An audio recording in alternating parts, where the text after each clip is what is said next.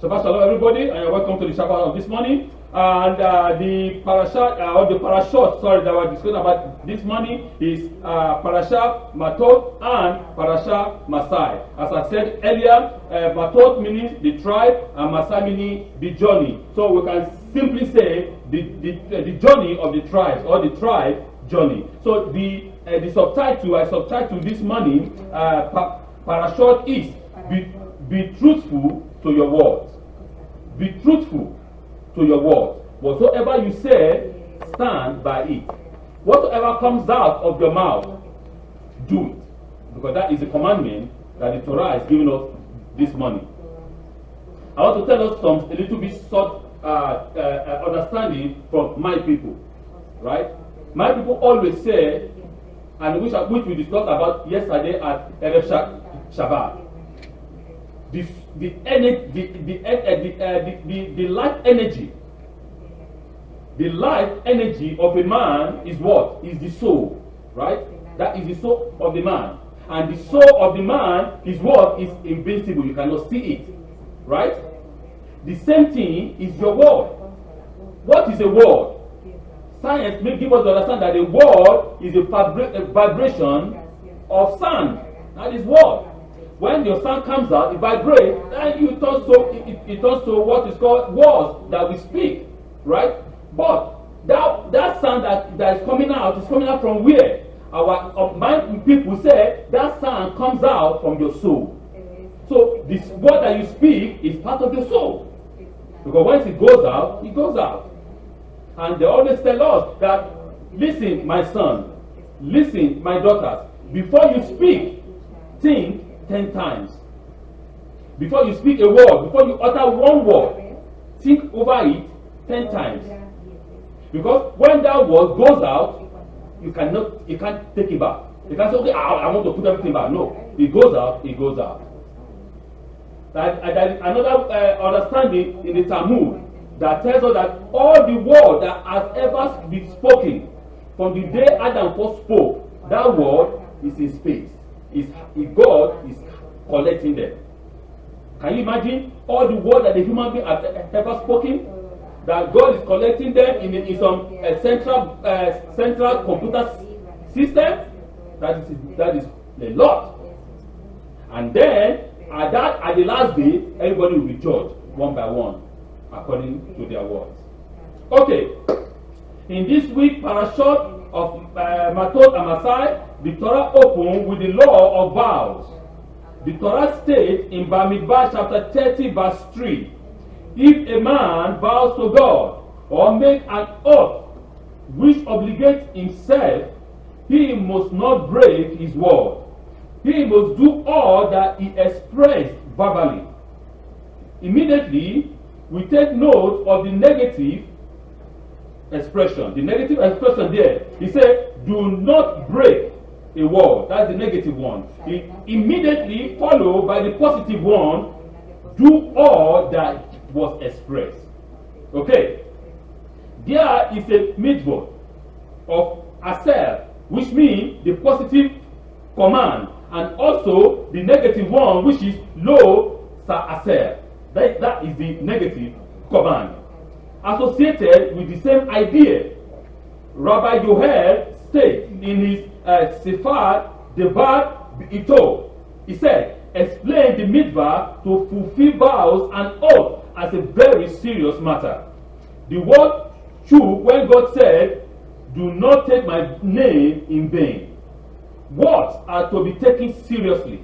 Nevertheless, there are times when a person has regret of making a vow or just saying he will do something or such and such and such, right?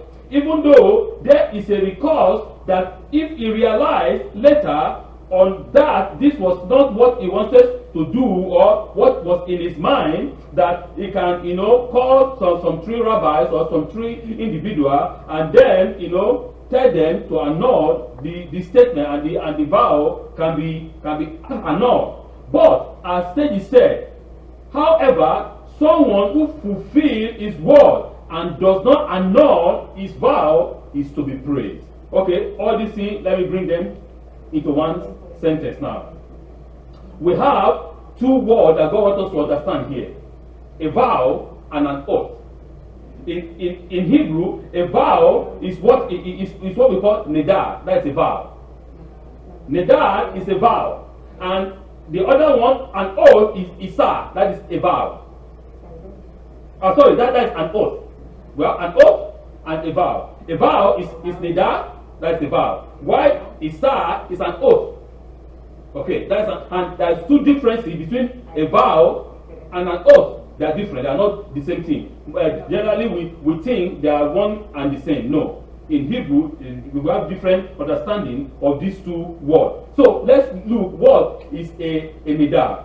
A nidar is usually a vow whereby one promised to do something once, only once, one time. I mean, something like for example, you said, okay, God, every time that you give me a child, every time you give me a child, I will offer to you a cow, or I will offer to you a goat, or I will offer to you a ram. That's one time. Okay. Remember, a vow is what you do one time. That is a vow. Now, an oath, on the other hand, is something that is continuously. It's not once. It's something that is continuously every time. Like you might vow, say, you know what, God, I vow, I make an oath. Say, I make an oath in the name of God, I will no longer eat chocolate for the rest of my life. Okay, if you say you don't eat chocolate for the rest of your life, that oath stands. Until you die, you must not eat chocolate. Because you are making an oath. You are swearing an oath. Remember, when everybody wants to become a what? When you want to become a Canadian citizen, for those who are not born here, like someone like me, right? So if you want to become a Canadian citizen, say, I'm going to take an oath. It's not written there, a vow. I'm not taking a vow. Because a vow, you just do it one time and that is it. But it's written an oath. You are swearing an oath. So you have to swear an oath to who? To the king or to the queen or to whoever it is that they call the sovereign, right? That's what they said, right? So, and they said, if you don't say it loudly, I'm washing your mouth. I can cancel your citizenship. People are afraid. Oh, I don't want to become, I don't want to cancel my citizenship. So it is called an oath. So you are binding yourself with a word, right? Say, I will be a good citizen of this great nation, the great North, right? That I'm going to observe and keep the rules and the regulations and the laws of the land. I will not disobey the rules and the laws of the land. So you are taking an oath, and for the rest of your life, until you die, you have to keep that. You have to do that. So that is an oath. So now, let's see. When one makes a vow or swear an oath, a bond and wording must not be open to interpretation and should be clear as well as precise. It's very, very important.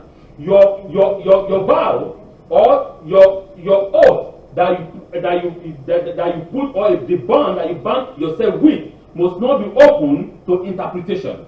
Must be precise and clear. Not to say, you know what? For example, I can interpret it this way, or I can interpret it that way. No. It is clear that, okay, I have to keep the law, the rules, and the regulation of Canada. That is it. You don't give it. You know what? You know what? The Canada said thou shalt not thief. Okay, I'm not going to steal, but I can make a fraud, because fraud and it's not stealing. No, it's not that way. Because people think that to make that you can fraud to somebody, they tell you, oh, I am smart. It is not stealing. It is called smartness. No. It has to be clear. It has to be extremely, extremely clear that you have to keep this. That no, you cannot misinterpret it in another way. Okay. So that's what he's saying. Neither should one make a vow or swear a bond that is either stupid, nonsensical, or is not in one's power to fulfill it. For example, I can say that I vow to give all the gold in the world. Each and every time the sky turns green, it doesn't make sense. You cannot come and say, I vow or I swear an oath to give the gold in all the world. Why are you going to get the gold in all the world? when the sky turn green. When does the sky turn green? You know, so you need to understand that such a vow doesn't make sense. Or, like for example, another form of vow or ban that is invalid is either one that is a negation, that means that contradicts or deny the commandment of the Torah. For example, I vow to drink blood. God said that shall not drink blood. You cannot say I vow to drink blood. No. Or you cannot say, you know, I vow that God, I'm promising you, or I vow to read the Torah every Shabbat. But you know that you are going to read the Torah on the Shabbat, so that is invalid. So that doesn't make sense. So you merely make a vow, or you put upon yourself an oath, right, that you know that you can perform, and not taking something that is nonsensical, that doesn't make sense. Like we discussed yesterday at Erev Shabbat concerning when you are making an oath, you have to be extremely cautious. Cautiousness is very, very important. You cannot say something out and say, "Oh, I can't do that," and now you cannot say no. But we have in the Talmud, or in some of our sages said that you can call 3 rabbis. You know, if you say something, right, that you cannot fulfill, you call 3 persons or 3 rabbis and tell them, and they can annul it for you. Is that true or not? That is for them. But according to the Torah, there's nothing like that in the Torah. Nothing. You cannot annul a vow that comes out of your mouth. But the Torah gave very precise example. For a woman that is in the house of her husband, the husband can annul it in the day that the husband hears, and the other doesn't like it, and the Torah says God will forgive her, right?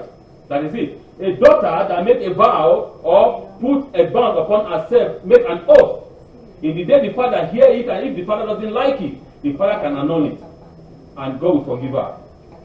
But a man, right, who make an oath or a vow that comes out of his mouth, he must fulfill it. So, like yesterday, we were talking, right, at Shabbat again, the women were saying that this is not fair.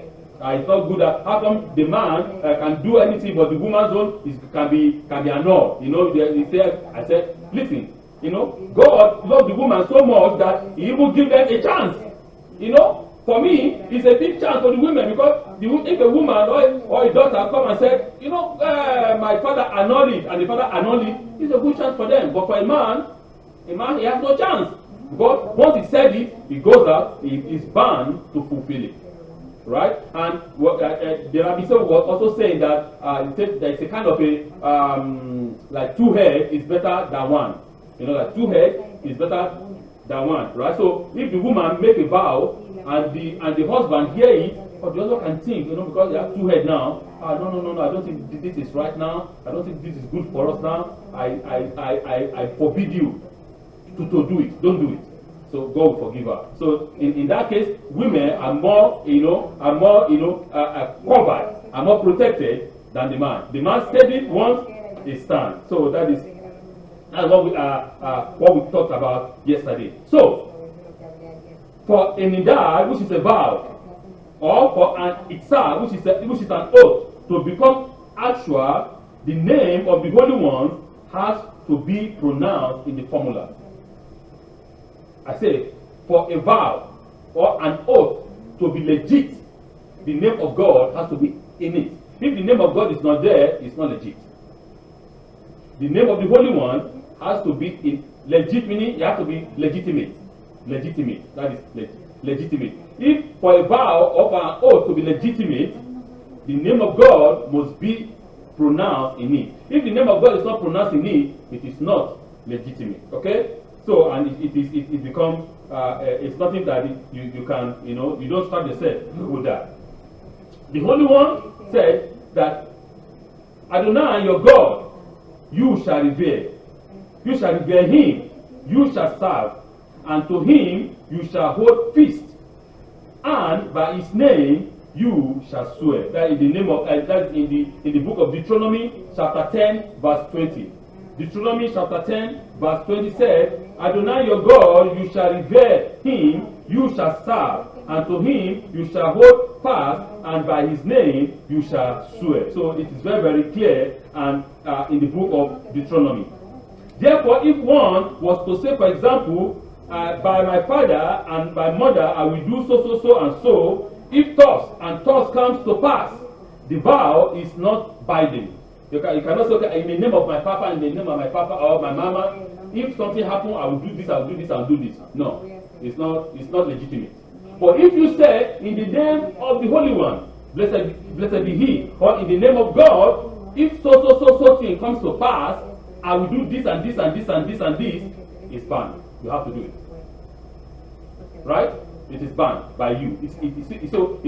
That word that comes out of your mouth, you have to do it. So for it to be legitimate, the name of the Holy One, blessed be He, has to be included in your word. That is what our Sedi are saying. So, if a man shall vow a vow to the Holy One, blessed be He, or swore an oath to bind a band upon his soul, which is the life force of a man, he shall not desecrate his word. According to all that goes out of his mouth, he shall do. That is what we just read, Numbers chapter 30, verse 3. For an adult male as well as for a woman who is either divorced or a widow, once they have made a nidar, which is a vow, or sworn an oath, which is Isar, it cannot be abrogated, and its term must be fulfilled. Remember, it gave us an understanding: a woman that is a divorcee, a woman that is a widow, whatsoever they said stand. But there is another third part in the Torah that says that if a woman that is a divorcee remarry, okay, a word, if the husband said no, it's no. But a woman who is a divorcee that speak and promise and make a vow or took an oath upon herself, that word is like that of a man, it stands. Because there is no husband to say yes or no.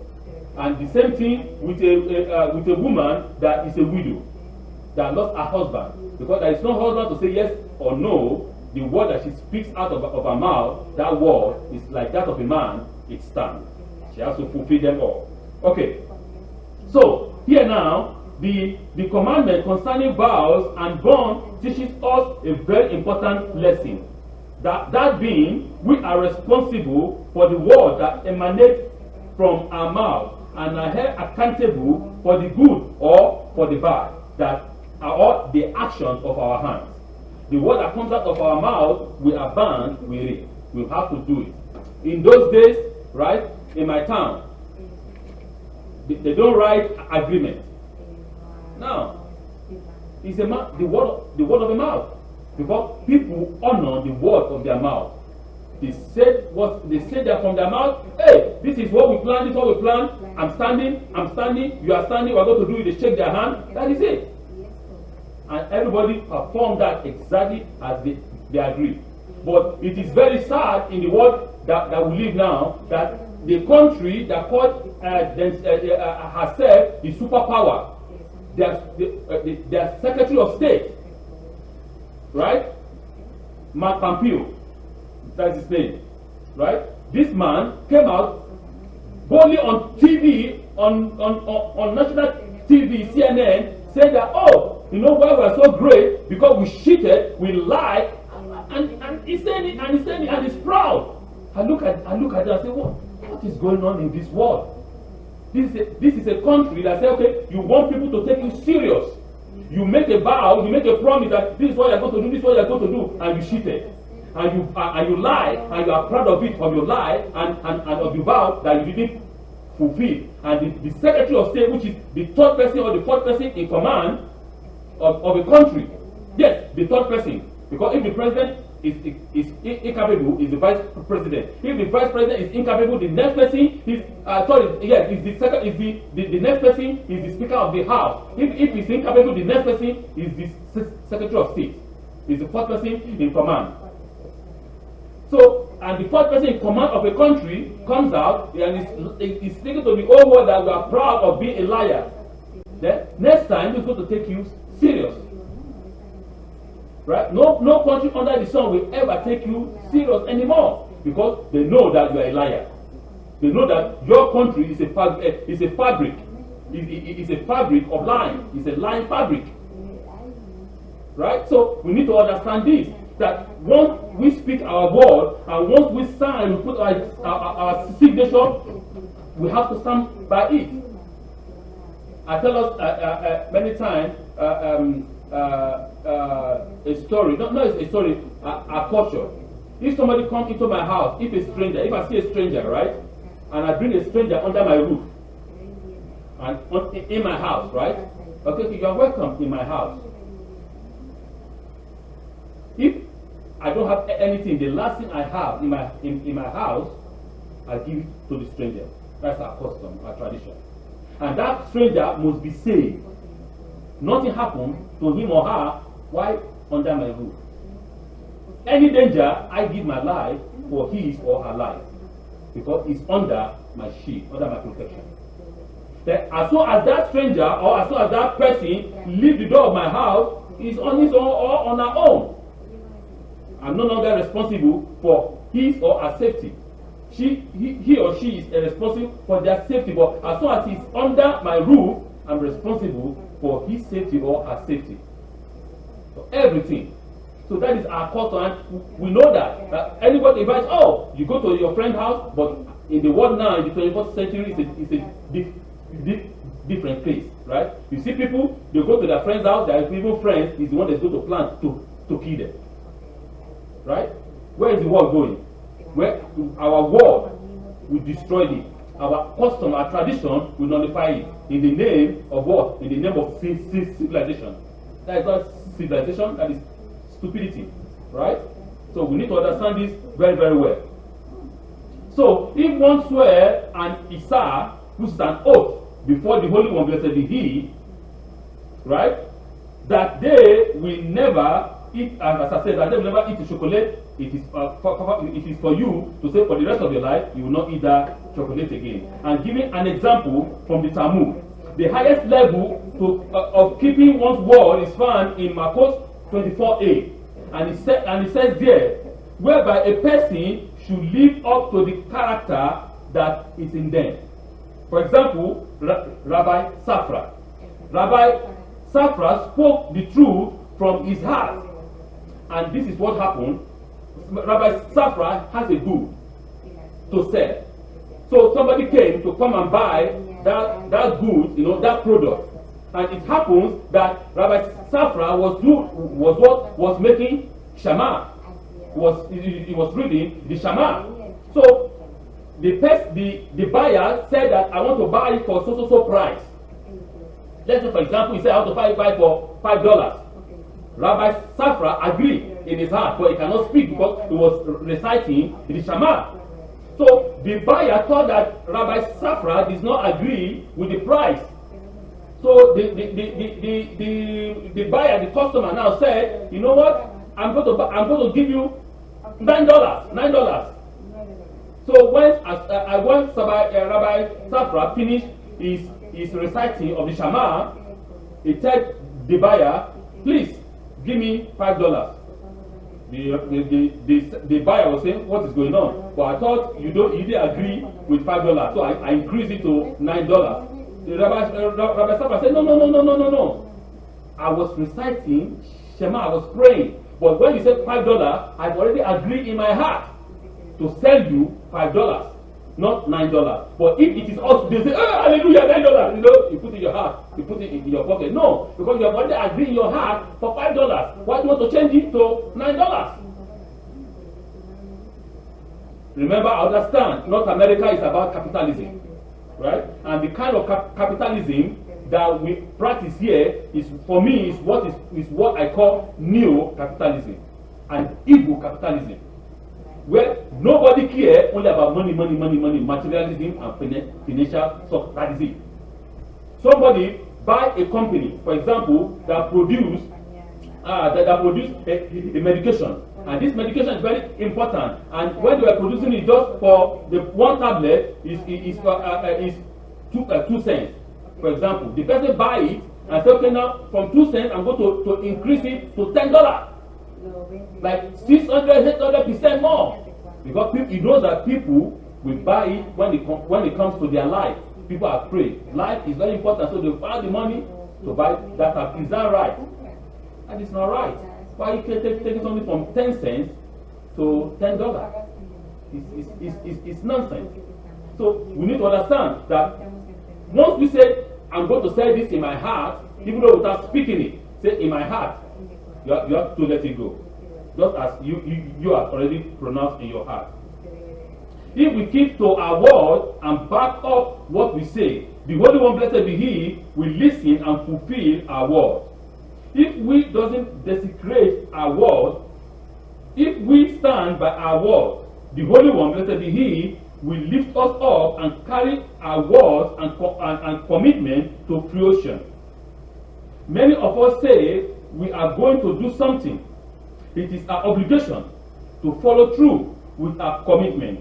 True, though, even it may be difficult to do so, if we put forth the effort, the Holy One, blessed be He, will make it work out well for each and every one of us. So we as a person, we have to back up our word with our action, with our commitment, the commitment to follow through.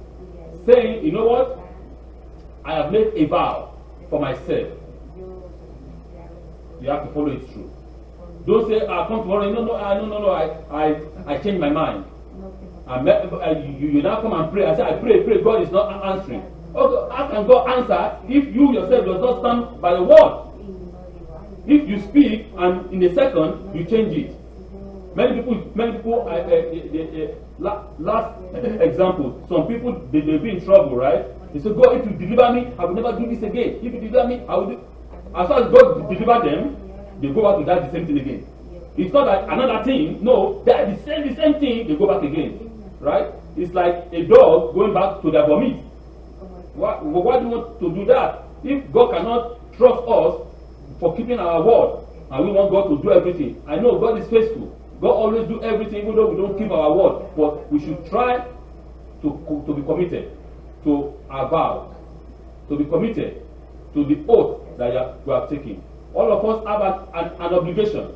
For example, you took an oath when you get married, right? For example, okay, I'm going to pretend my husband, I'm going to do this, I'm going to do this for my wife, we should start to keep that, right? So this is the idea of an oath and a vow. So please, let's keep our vows, and God will do His own. He said, do your best and leave the rest for God, and God will do the rest. Okay?